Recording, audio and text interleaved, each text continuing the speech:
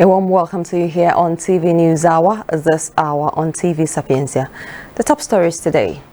President Bola Tinubu on Tuesday approved the appointment of Air Vice Marshal Abubakar Adamu, retired, as chairman of the Military Pensions Board effective December 1, 2025. Military aid for Ukraine plummeted in the second half of 2025 as falling European contributions failed to make up for the halt in U.S. support. Data from the Kiel Institute showed on Wednesday today. Saudi Arabia says it will do whatever it can to recruit unsettled Liverpool star Mohamed Salah during the winter transfer window, a source told International News Today Tuesday. My name is Chioma Vic Chukwemeka. Thank you so much for joining us on the news. Now the news in full.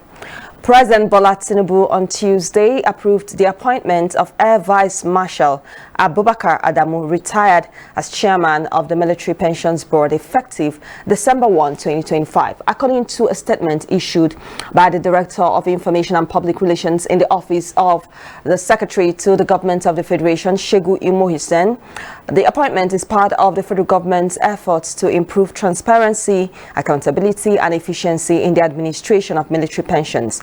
Adamu from Borno State is a retired senior officer of the Nigerian Air Force and a financial specialist. He previously served as director staff at the Armed Forces Command and Staff College, deputy director of budget at the Defense Intelligence Agency, and principal staff officer finance at the Air Warfare Center. He also commanded the 081 Pay and Accounting Group. His other roles include Director of Finance at NAF Headquarters, Managing Director of the Nigerian Air Force Investment Limited and its group of companies, and Directing Staff at the National Institute for Policy and Strategic Studies, Kuru. Away from that story, uncertainty persisted on Tuesday yesterday over the status of 11 Nigerian Air Force personnel and the C-120 aircraft held by the authorities in Burkina Faso after the plane allegedly violated the Sahel country's airspace. As of 8 p.m., two senior military officials told newsmen that neither the personnel nor the aircraft had been released. Earlier, the Nigerian Air Force confirmed that personnel aboard the C-130 aircraft had landed in Bobo Dialusa, Burkina Faso, were also safe and receiving cordial treatment from Burkinabe authorities.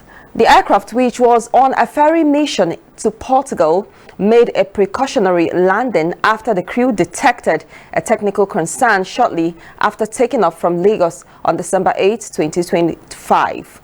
According to a statement on Tuesday by the NAV Director of Public Relations and Information, Air Commodore Ehimen Ejodame, the crew diverted to the nearest airfield in line with standard safety procedures. Earlier on Tuesday, Burkina Faso's military government said a Nigerian Air Force aircraft carrying 11 soldiers was forced to land after allegedly violating its airspace.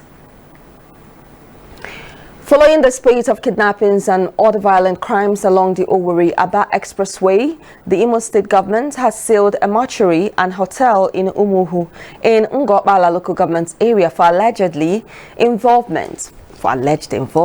This is even as the Imo State Police Command declared Stanley Morocco Oparugu, proprietor of the morgue and hotel, wanted for allegedly providing his private business locations as a hideout for kidnappers and violent crimes. Police spokesperson for Imo State Command, Henry Okoye, made the disclosure in a statement. Imo State Police Commissioner Abubakar Juma had on Saturday gone for inspection of the morgue and hotel in company of the State Commissioner for Health, Dr. Chioma Egu, Chief Pathologist, Imo State Specialist Hospital, Dr. Ibaja Okechukwu, members of the Ngobala Vigilante Group, led by Mr. Henry Ibe, and the chairman of Ngobala Local Government Area, Mrs. Chika Ibekwe. The morgue and hotel are situated in Umuhu Autonomous Community after Ihite Junction, in the Ngobala Local Government Area. Okoye said the corpses at the morgue were discovered decomposed and mutilated, which fueled suspicions of organ harvesting. Further, he said that the forensic experts have documented and secured evidence recovered during the inspection. We'll take a break right now. When we return, we'll give you more stories on cybersecurity according to a Nigerian Ports Consultative Council. These and other stories will come your way after this timeout. Stay with us. Glad to have you back here on the news. The Nigerian Ports Consultative Council, NPCC, has declared cybersecurity an urgent and non-negotiable priority for the nation's maritime sector, warning that Nigeria cannot afford vulnerabilities as artificial intelligence and advanced digital systems increasingly define global ports operation. Now, speaking at the Council's quarterly meeting in Lagos, NPCC Chairman Mr. Bolaji Sumola said technology now sits at the heart of modern port management, driving vessel traffic control, cargo handling, inspections, documentation, and regulatory workflows. However, he cautioned that the rapid deployment of AI and digital platforms also exposes the ports to sophisticated cyber threats capable of crippling trade. Smaller announced the establishment of a dedicated NPCC cybersecurity and digitalization task force mandated to produce practical, implementable recommendations for ports and terminals nationwide. The task force forms a core component of the Council's 2026 strategic roadmap and is expected to strengthen the sector's preparedness against cyber attacks, data breaches, and system disruptions. Away from Nigeria, military aid to Ukraine implemented in the second half of 2025 has fallen. European contributions failed to make up for the halt in U.S. support. Data from the Kiel Institute showed today Wednesday. As U.S. President Donald Trump wound down U.S. contributions at the beginning of the year, Europe stepped up with record pledges to almost 20 billion euros. That's $23 billion between March and June, more than offsetting the overall shortfall. But Europe was only able to muster fewer than 8 billion euros between July and October, meaning Ukraine overall received the second lowest amount for a 4-month period since Russia's 2022 invasion began.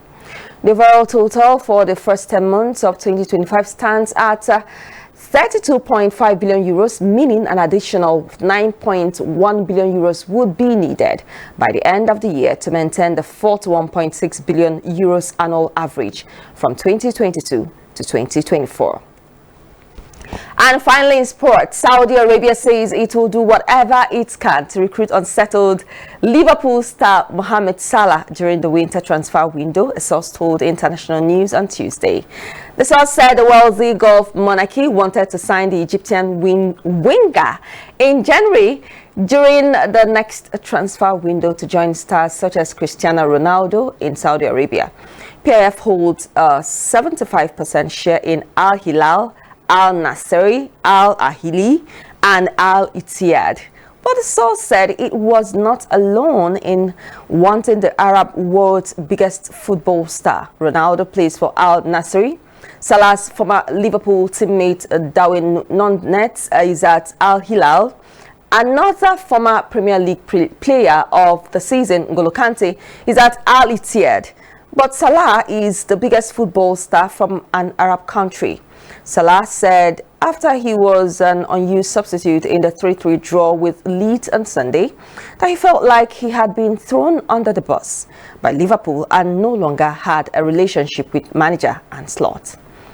Well, that story, we'll wrap it up on the news. A quick reminder of our top stories. We told you that President Bola Tinubu on Tuesday approved the appointment of Air Vice Marshal Abubakar Adamu, retired, as chairman of the Military Pensions Board effective December 1, 2025. Military aid for Ukraine plummeted in the second half of 2025 as falling European contributions failed to make up for the halt in U.S. support. Data from the Kiel Institute showed on Wednesday. Saudi Arabia says it will do whatever it can to recruit unsettled Liverpool star Mohamed Salah during the winter transfer window, a source told International News on Tuesday. Many thanks for joining us on the news, this news hour, today Wednesday. My name is Chioma Vicchukwamaka. Thank you so much for watching and stay with us.